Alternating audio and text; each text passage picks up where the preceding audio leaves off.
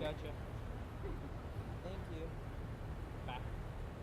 Guys, I gotta close this door, so they want us to close these doors.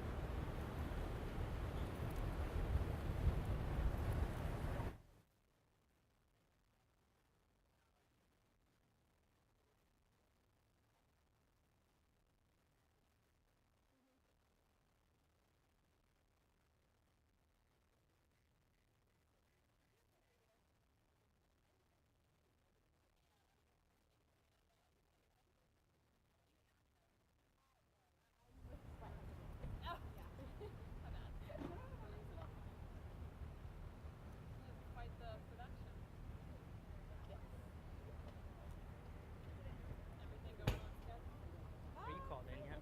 Yep. Will you? Call you in.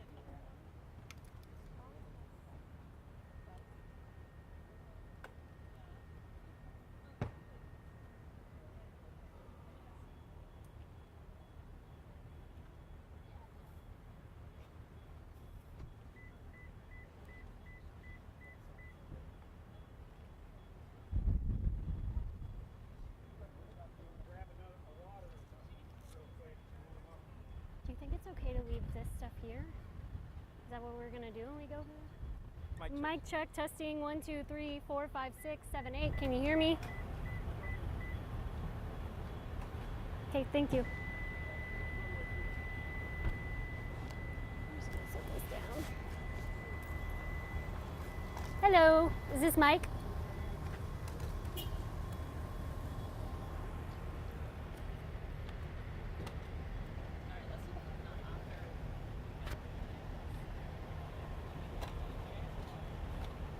Can you keep talking for me? Huh? Can you keep talking for me? Talk? Yeah. 1, 2, 3, 4, 5, 6, talking. You're good. I was gonna make sure I did it right here. But Yeah.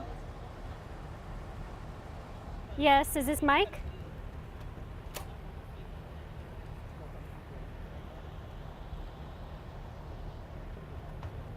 Yeah, Mike, can you hear me?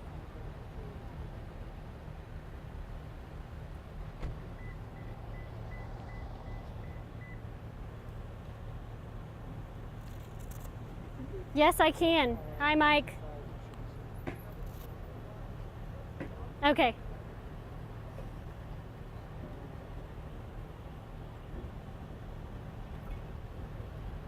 All right. And yeah. Okay, and Cole is on here too, so he's listening and knows.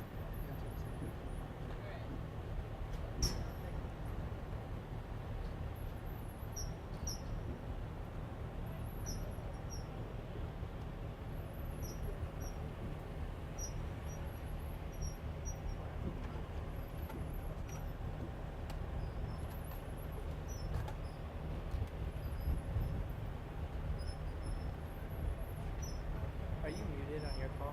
And Yep. okay.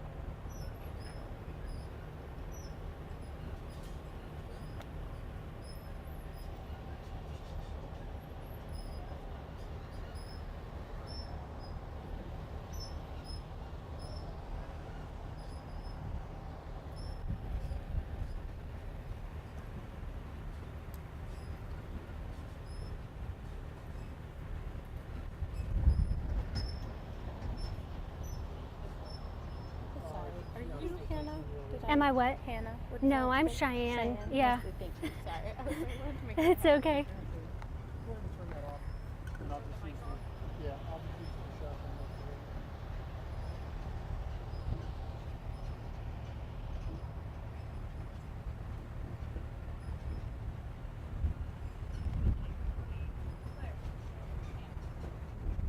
Do you mind getting in front so I can get the focus? Huh? I'm standing in front. Stand in front. So I can get the focus.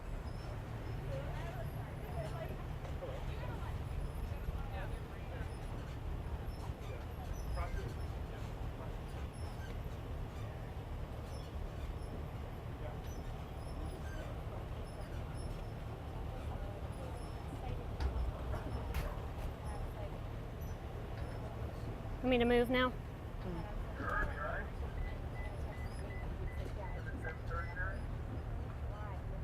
I'm gonna angle it this way a little bit. Is that okay?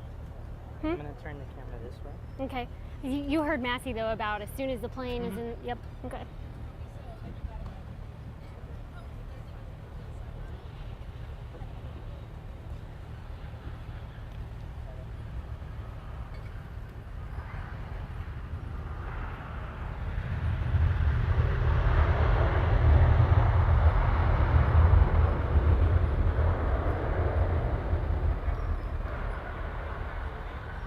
Get in front of me. How's the plane?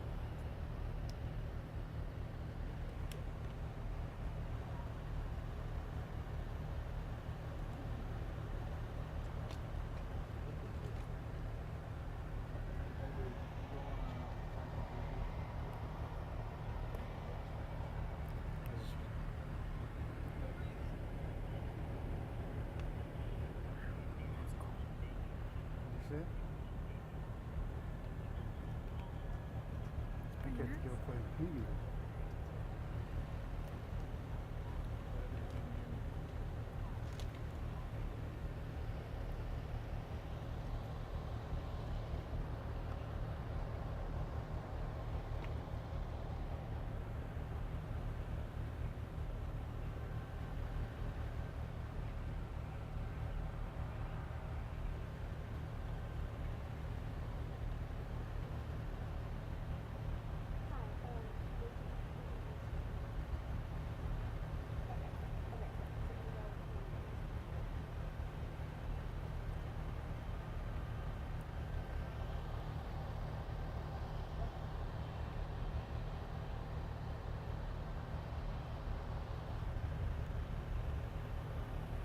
Gotcha. Okay.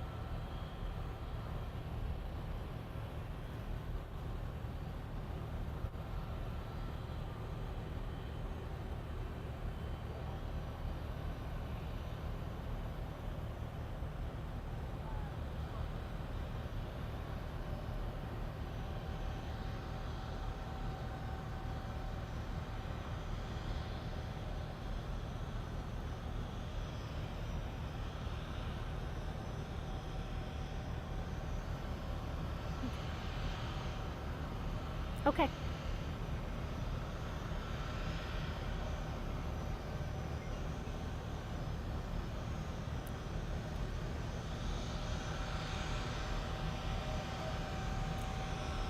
That's right, Jeannie and Anthony. Air Force Two has just landed and it's very, very exciting. To my left, they've got air cases for the Vice President and her staff to be able to walk off of the plane. We've been waiting here for about 2 to 3 hours for this moment right now. And there is a ton of JSO police officers, airport staff, and of course Secret Service that have been obviously checking all of our bags, making sure, we don't have anything that we shouldn't. There it says United States of America. It's got a American flag on it. Very, very exciting. Now, like Anthony said, she's going to be going to the Ritz Theater and Museum in La Villa at around 3:45 to deliver remarks. And White House officials say she's going to be speaking about protecting fundamental freedoms, including, quote, the freedom to learn and teach America's full and true history. Now, this visit is a reaction to new state guidelines for teaching Black history. The Florida Department of Education made those changes to comply with new laws championed by Governor Ron DeSantis, including his so-called Stop Woke Act. One change includes teaching middle school students that enslaved people learn skills which, quote, could be applied for their personal benefit. Harris called that an insult to Black Americans when she spoke last night in Indiana. And I talked to a Jacksonville nonprofit leader, Kimberly Allen of 90 Forward, earlier today. She says that this moment in Florida's history is significant because it shows that our federal officials, the importance of what is going on here in education is not lost on them. That plane is now turning around, airport staff directing it, and it's just a very exciting moment here at the airport for everyone here.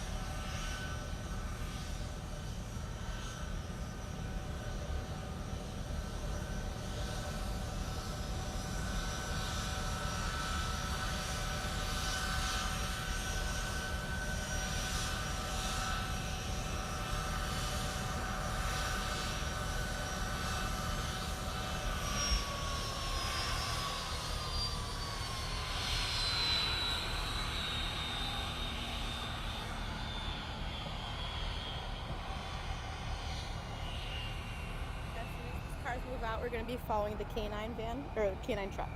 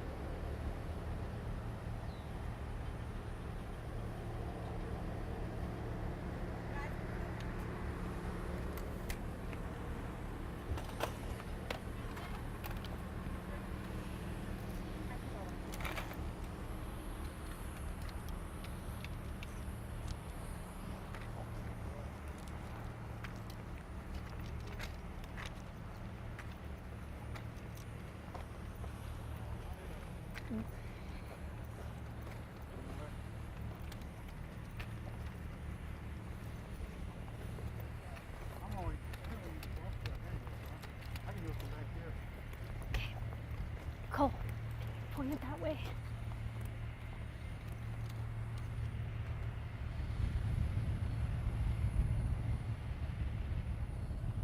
Hey, okay. Okay, they're telling us to move though.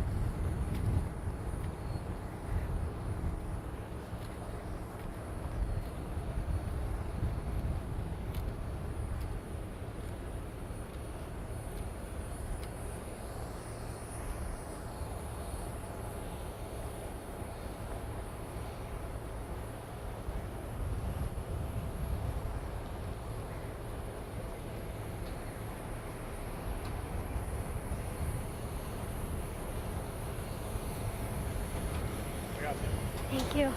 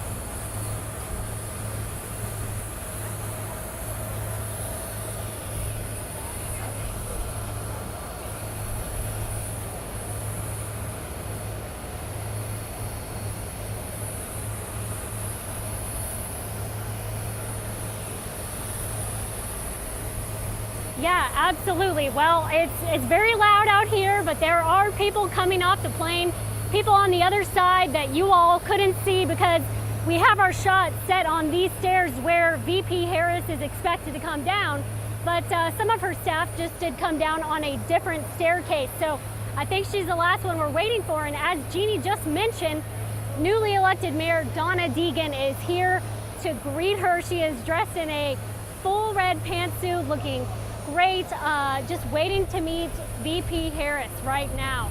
Having a conversation with a couple people there. We have got some service members there at the bottom of the stairs waiting for VP Harris to come down, and just a lot of us out here, you know, very excited about this moment, I think, including her staff who have traveled. And there she is. There comes the Vice President.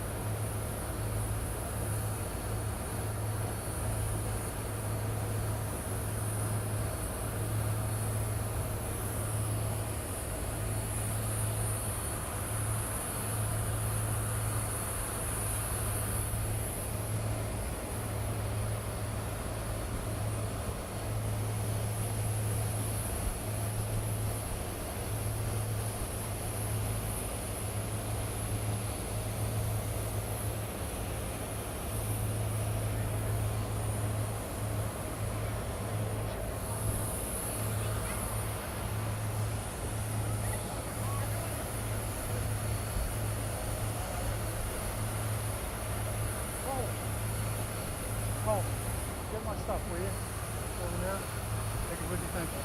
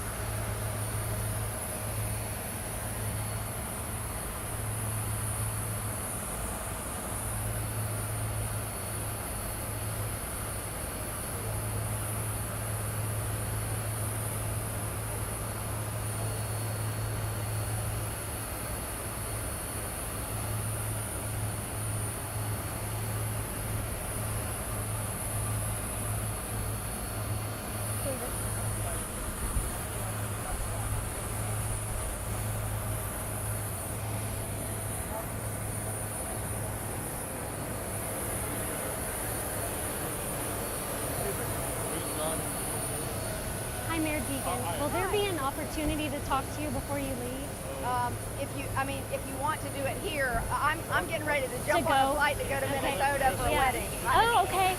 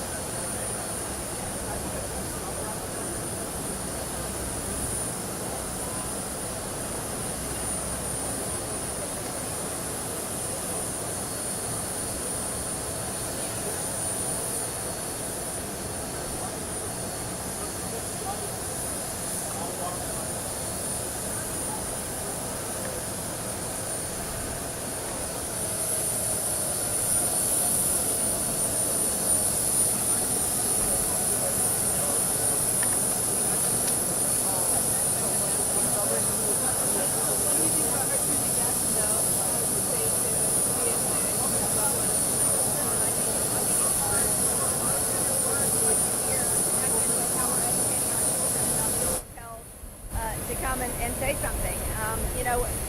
If we're going to have unity, whether it's in our city or our state or our nation, it has to start with respecting each other's humanity. That's the bottom line. And any insinuation that slavery was a benefit to black people is offensive. It's offensive and it's wrong, and we need to teach our children the truth of slavery. It was a savage, horrible thing, and unless we face our demons, I don't know how we move forward to have a better future.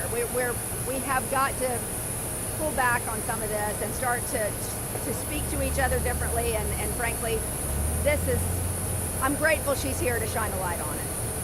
Do you expect Washington to do anything to try to make a change to these new state education rules? I don't know. I mean, this is also new. I have to admit to being very surprised at this language. I never thought I would see the day that we would see slavery cast as a benefit to black people. In any sort of state language, educational language, I want our children to be educated about the truth of slavery, about the truth of our history. And that doesn't vilify anybody. That simply helps us to have a roadmap for going forward in a way where we have a positive future. You cannot ignore the past or pretend that it didn't happen or revise it and make it go away. We have to face it, and then we have to see each other's humanity. That's really how it is. I don't know what the next steps are, but I think the first thing you have to do is shine a light on it, and that's what I believe that the Vice President is doing today. What do you think is the significance of Harris choosing Jacksonville, coming here? Well, I don't know. I think that we certainly have a very large black population here. One that has been very vocal on this issue, and I think that it is a way to make folks feel like they have a champion here. it can be, you know, very disconcerting to hear people talking in these terms about slavery and hear that cast as some sort of woke something or other. It is simply the fact of our history that slavery was an aberration. It was something that we should feel like we never want to repeat again, and yet somehow we keep trying to whitewash it, and we cannot do that if we're going to move forward with each other. Do you have any power in your disposal in the mayor's office to push back against the school district if they're teaching things that you think are inaccurate history or that aren't aligned with what the federal government wants us to do? Listen, that's going to have to be something that the federal government takes a look at. Obviously, the school board is its own entity. I don't have any sort of authority over our elected school board, but they also are hamstrung by what is happening at the state level. All I'm saying is, let's educate our children with the truth. Let's make sure they know the truth of history. There's nothing wrong with that. That doesn't make any group good, bad, or otherwise. It simply means we have to acknowledge our past. And I think that hopefully folks will see that more reasonable heads will prevail here, and we will not have this end up being the law of the land. Was that the first time you met the vice president, and what was the interaction like? No, we've met at a couple of different events before. She simply congratulated me on my victory here in Jacksonville, and just thanked the city for being so gracious for her very, very quick visit. But that was really it. How does it feel to be Jacksonville's first female mayor meeting the nation's first female vice president here today? Well, obviously, I'm very grateful that we have the opportunities we have. We would not have those opportunities if we did not take a look at the past and how the past actually used to work for women in this country. So I think it's just incredibly important for folks to acknowledge that in order to move forward, we have to see everybody as equal. And I think that it's exciting to see the first female vice president here with the first female mayor, but at the end of the day, I think we are just two people who want justice for everybody in this country. Okay, good. Thank you, Mayor.